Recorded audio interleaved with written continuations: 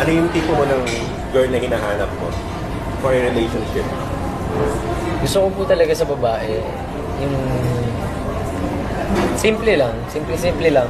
Ayoko yung parang ma-makeup, yung pabebe. Simple lang. Ay, Hindi siya nagme-makeup. ako, yan, yung mga hindi na masyado mag-makeup. Ayaw mo na... Ay,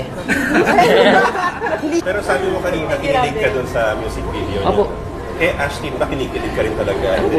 Opo naman, hindi naman po natin may iwasan na kiligin kay Ashton, syempre. Ay, Eh, ang lakas ng Ashley talaga. Talagang may chemistry kayong dalawa eh. Okay. Salamat po. Si Ashton. Kilala mo si Tanya. Girlfriend mo din rin. Dahil Si Ashton po nasa kanya lahat. Sa totoo lang. Makikita mo po sa kanya kung paano niya tratuhin yung ibang tao. Napakabait niyang tao.